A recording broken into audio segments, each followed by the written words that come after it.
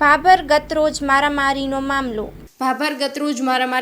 ભાભરમાં ઠાકોર અને દરબાર સમાજના કેટલાક લોકો વચ્ચે ધીંગાણું સર્જાયું હતું, જેમાં ઠાકોર સમાજના 5 ઇસમોને ગંભીર ઇજા થતાં ઠાકોર સમાજમાં રોષ ફેલાયો છે।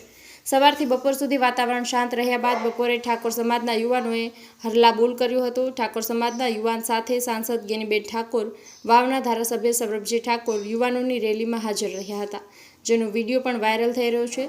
સમાધાન કરવાની જગ્યાએ ઠાકોર સમાજના નેતાએ ઉશ્કેરવાનો પ્રયત્ન કર્યો હોય તેમ રેલીમાં જોડાયા હતા। ઠાકોર સમાજના યુવાનો ભાભર શહેરમાં ફરીને જબરદસ્ત દુકાનો બંધ કરાવી હતી। દુકાનો બંધ કરાવતા વેપારીઓએ ફફડાટ દુકાનો બંધ કરી નાખી હતી।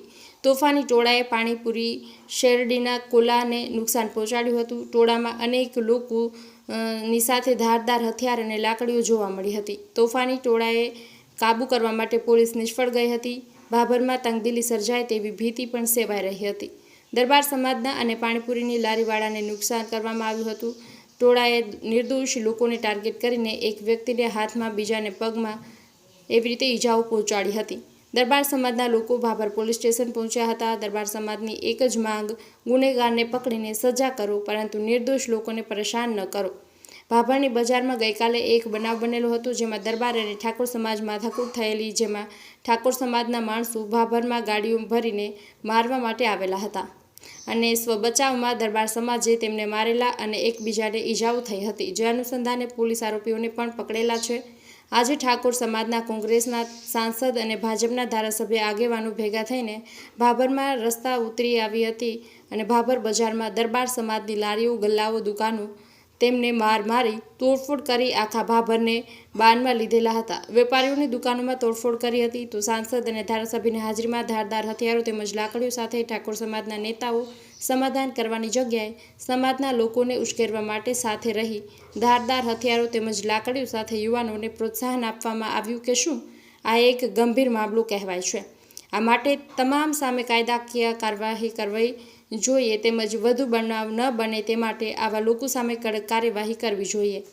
અહેવાલ બાય મા ન્યૂઝ પ્રતિનિધિ ચેહરસિંહ વાઘેલા, બનાસકાંઠા।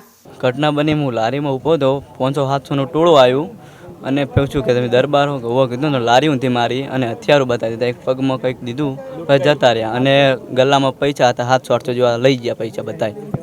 मेरा अरविंद नाम है भाई, मैं भैया जी हूँ, परदेसी आदमी हूँ। और मैं लारी बंद थी हमारी, लेकिन लारी लेकर मैं घर जा रहा था, लेकिन घर चलते ही उसने लारी पलट दी, डंडे लारी में मारे, लारी में हाथ में भी डंडा मार दिया, हाथ भी टूट गया हमारा। मेरा कोई कसूर हो तो मैंने कहा भैया जी, हाथ जोड़ा मैंने, पैर छुए उसके कि मैं तो भैया जी परदेसी आदमी, धंधा करने वाले गरीब मानुस।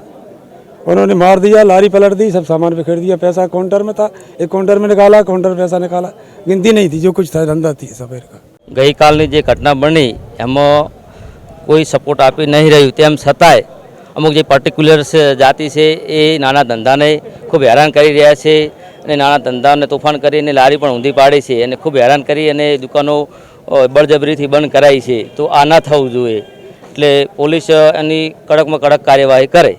ગઈકાલે જે હાઈવે ઉપર બબલથી ખડોસન ગામના 7-8 માણસો આવ્યા, ઇકો ભરીને તારિયા, લાકડી, ધોકા લઈને આવ્યા, જે દરબાર ઉપર હુમલો કર્યો એ વખોડો લાયક છે। અત્યારે આ ત્રીજી ચોથી વખત ભાભરની અંદર હુમલો કરવા આવ્યા છે અને આજે અત્યારે 250-300 માણસોનું ટોળું ભાભરની અંદર દુકાનો બંધ કરાવવા ફરે છે। ધારાસભ્ય, સંસદ સભ્ય બધે ભેગા ફરે છે, બળજબરીપૂર્વક ધોકા લઈને વેપારીઓને કે દુકાનો બંધ કરો અને હાઈવે ઉપર જેટલી શાકભાજીની ફૂટની લારીઓ છે એ ઊંધી મારી દીધી છે। એટલે આ અસામાજિક તત્વો એ છે, એ એવું કહેતા હતા કે ભાભરની અંદર અસામાજિક તત્વો છે, ભાભરની અંદર અસામાજિક તત્વો કોઈ નથી। અત્યારે તે સંસદ સભ્ય, ધારાસભ્ય ખુદ ભેગા ફરી રહીને આ બધું ધંધો કરાવેલા છે, બરાબર? કે તમે ધંધા બંધ કરો, વેપારીઓને આખી ભાભર બંધ કરાવે છે।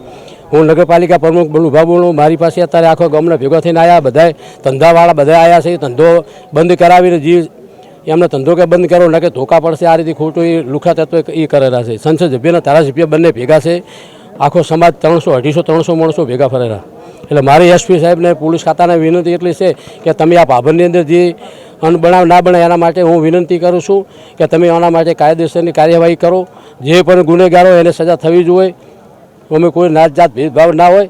એટલે મારી વિનંતી છે કે આ સરકારને અને એસપી સાહેબને કે આ જે છે કાયદેસરની કાર્યવાહી કરો।